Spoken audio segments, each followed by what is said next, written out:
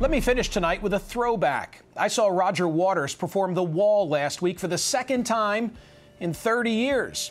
The first time, I was a high school senior who trekked in a van from Philadelphia out to Long Island to see what the New York Times' John Rockwell then said was the most lavish stage show in the history of rock and roll.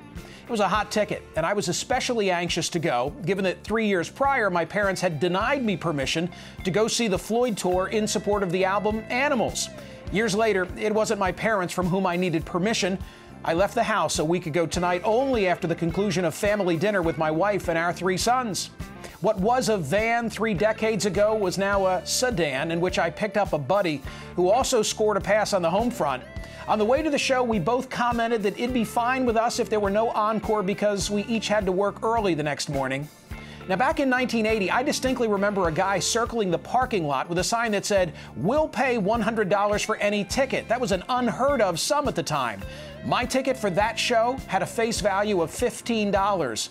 Last week, I passed on a concert t-shirt for $45.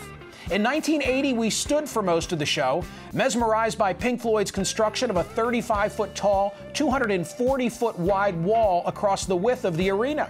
This time, the audience of 20,000 middle-aged white guys largely stayed in our seats, lest we spill our $7 beers or throw our backs out. And our lighters were long gone. This time, we showed our appreciation by flicking our iPhones and Blackberries. So much had changed between my 2 live exposures to the 3rd most popular album ever in the United States. Carter, Reagan, Bush, Clinton, Bush, Obama, cell phones, iPods, the internet, terrorism, wives, kids, deaths, divorces. Just about the only constant has been the music.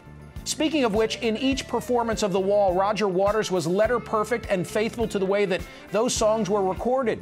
On both occasions, he played the epic double album in sequence, which is, of course, a large part of the appeal. Set against an amazing stage show, hearing music played exactly as you once heard it in your bedroom while reading liner notes created a time warp worthy of adventure. For 2 hours, it didn't matter if it were 1980 or 2010. The tour continues through next summer. See it if you get the chance. That's Hardball for now. Thanks for being with us. And right now, it's time for The Ed Show with Ed Schultz.